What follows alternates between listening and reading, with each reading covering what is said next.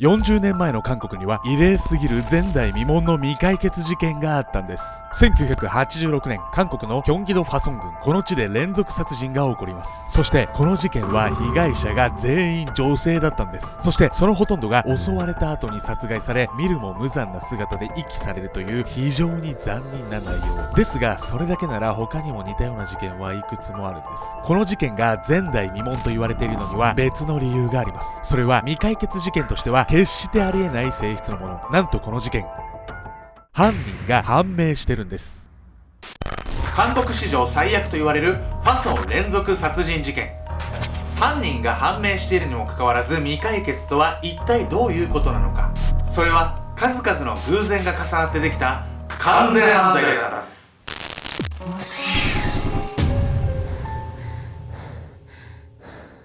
おそおそケンちゃんです。闇みこです。今回は前代未聞の未解決事件、ファソン連続殺人事件についてなんです。犯人が分かっているのに未解決事件というね、非常に意味が分からない事件。でもなんかさ、日本にも似たような事件なかった？ありましたね。ベトナムの皆さん覚えてます？まあ当たったら結構すごいっすよ。まあ覚えてたらね、コメント欄ちょっと書いてみてください。ヒントはルです。この事件がどうして起こったのかというところからちょっと見ていきましょう。事件の幕開け。遡ること34年前の1986年、韓国のキョンギドファソン郡が今回の事件の舞台。この地はソウル市から30キロから65キロメートルほど南に位置しており、土地の 40% 近くが農地面積という緑あふれる田園地帯。そんなのどかな田舎町で住民を恐怖のどん底へと陥れる連続殺人事件が発生してしまうんです。ある日、警察のもとに一本の通報が入ります。現場に駆けつけた警察官が目にしたのはむごたらしい遺体。犠牲になったのは当時71歳の女性。実家を出た娘へ会いに行った帰りに事件に巻き込まれたというんです。犯人は突如女性に襲いかかり、その後絞殺。下半身を裸の状態のままその場に被害女性の遺体を放置したんです。犯行の残忍性から警察はこの事件を重く捉え、大規模なチームを編成。解決へ向け大規模な捜査へと乗り出します。結集された捜査官の総数はなんと205万人。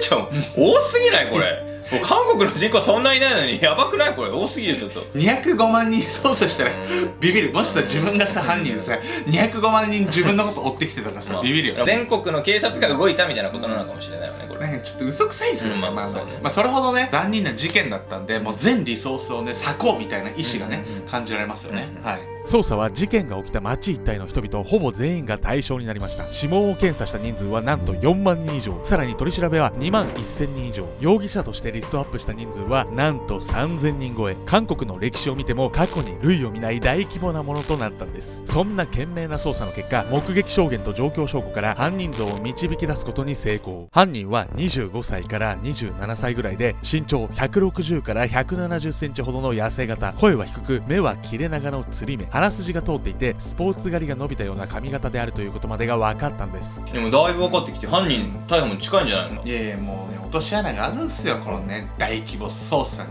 町の人間に片っ端から取り調べをかけていくローラー作戦によって極めて具体的に浮かび上がった犯人像。しかしこの作戦には大規模がゆえの弱点があるんです。それは時間の浪費だろうな。ある程度当たりをつけて始める捜査とは異なり、一人一人しらみつぶしにやっていくこの方法は多大な時間がかかったんです。気がつけば捜査開始から1ヶ月が経過。そしてその間に第2の悲劇が起きてしまったんです。1986年10月20日、ファソンテアンウープの農水路で当時25歳の女性が襲われ、その後胸部を刺されるという殺人事件が発生。手口が似ていることから警察は1件目の事件と紐付け、連続殺人事件として捜査していきます。しかしこの時にはもう警察の捜査は完全に後手に回っていたんです。現場検証を行い、見つかった毛髪から犯人の血液型を B 型と特定することに成功。しかしその間に第3、第4の事件が次々と起きてしまったんです。結局わずか1年半の間に起こった殺人事件はなんと7件。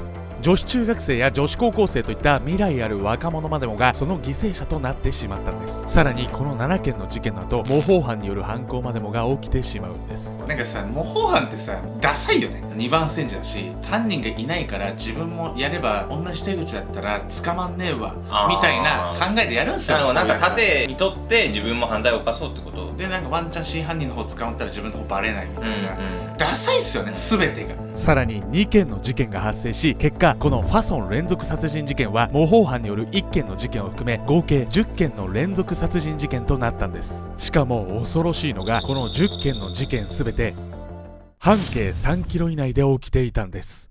その手口はまるで総力を挙げて血まなこになっている警察を嘲笑うかのよう。なんでそこまで事件起きてて捜査が進まないわけ？事件が起きた場所なんですけど、結構な田舎なんです。日本の田舎と同様に農地の周りは人通りがかなり少なく、目撃者がほぼいなかったんです。実際に犯行が行われた場所も全て草むらや畑、山中など、いくら取り調べしても有力な情報は得られず、かといってまだ DNA 検査のような科学的な手法も導入できていなかったんです。そしてそのまま事件が解決することなく33年もの月日が流れました。ところが事件発生から33年が経った2019年9月19日、この事件が急展開を見せることになるんです。この日、警察は衝撃の発表を行いました。なんと犯人を検挙したんです。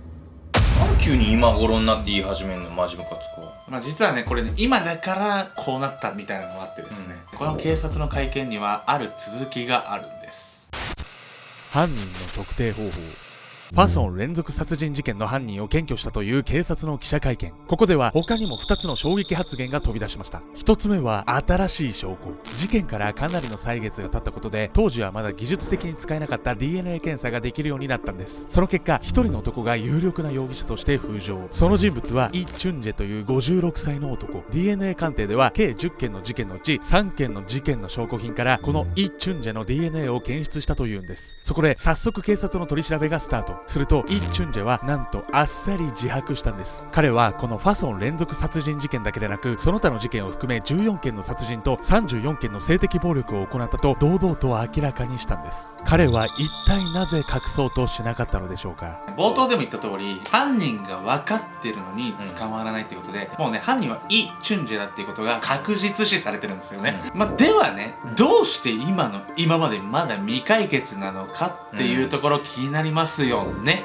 普通自白をする際の心理状態としては2つのパターンがあります。1つは反省しているパターン、自首などがこれに当たるんです。ですがイ・チュンジェが反省しているわけはないんです。なぜなら33年間も口を閉ざしていたから。もう1つのパターンとしては降参というものがあるんです。証拠が完全に揃っており、言い逃れのしようがないという状態。ところがこれにもイ・チュンジェには当てはまらなかったんです。なぜなら DNA の鑑定で明らかになったのは、先ほどお伝えした通り10件中3件の事件においてのみ。つまり他の事件に関しては警察は証拠を持っていなかったんです。それにもかかわらずイ・チュンジェは証拠のない他の殺人どころか、警察が把握もしていないファソン連続殺人事件以外の罪まで自白しているんです。一体彼は何を意図していたのか。こいつ無所が好きなんじゃないか。なんかそういう人いますよ。今回そうじゃないですよね。人も殺してるし、イ・チュンジェにはある有利な条件がね働いていたんですけど、メトラの皆さん結構ねこの手の動画ね見てると思うんで、もう勘のいい皆さんだったらお気づきですよね。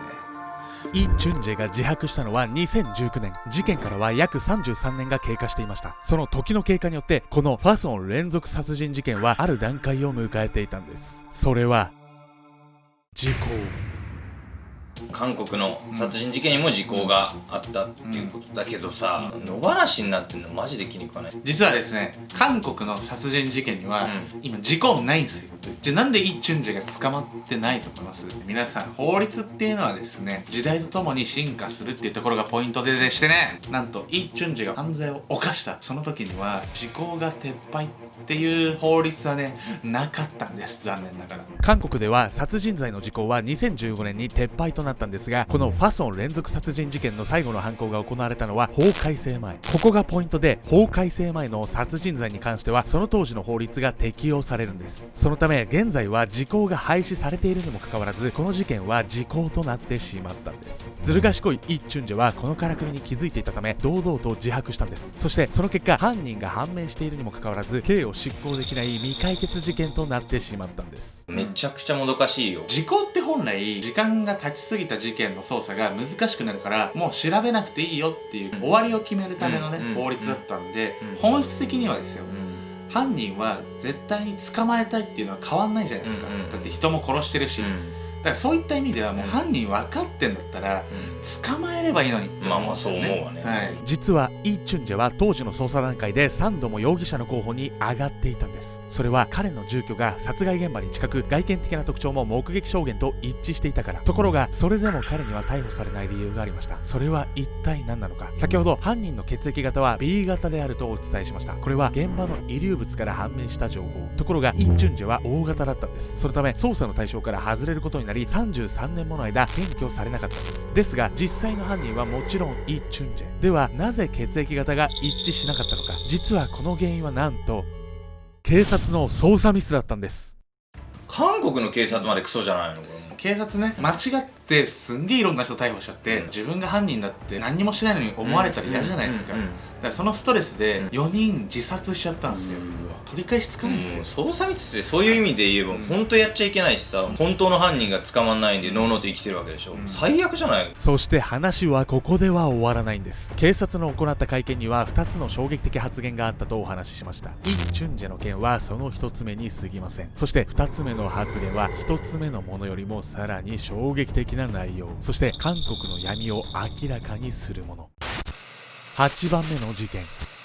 明らかにされた2つ目の事件に大きく関わるのが10件の連続殺人事件の中でも8件目の事件。それは模倣犯によって行われたものでした。実は模倣犯の方は早々に逮捕されていたんです。その人物はユンという男。当時警察が取り調べた結果、自分がやったと自白したんです。そしてユン氏は裁判の後に無期懲役が言い渡されました。でも何の問題があるんだ。ここでもね、警察のねやり方にね問題があったんです。取り調べを受けるユン氏はひたすら否認し続けたんです。しかしその一方で捜査が進展しないことで国民の信頼を失っていた警察は一刻も早く犯人を逮捕したいと考えていました。そこで警察が取った行動はユン氏への暴行。そう、警察は否認を続けるユン氏に拷問を実行。しかも肉体だけでなく精神的にも追い込み、自白を強要したんです。そんな毎日に限界を感じたユン氏はとうとう自白。そして1989年から無実の罪で服役することに。その期間はなんとおよそ20年。これこそが警察が発表した衝撃的事実の2つ目。彼らはあろうことか違法捜査に手を染めていたんです。真犯人イ・チュンジェが逮捕されたのは2019年。時すでに遅くユン氏の無実が明らかになったのは彼がすでに刑期を満了した後のこと。こうして警察の会見により幕を閉じた韓国史上最悪の事件。その加害者は事件の犯人だけでなく腐敗した警察組織でもあったんです。ちなみになんですけど、イ・チュンジェね、ファソン連続殺人以外の事件で捕まってしまって終身刑になってるんですよ。なんで結局捕まるっていうのもどこまで行っても非道下道、もう最悪最低。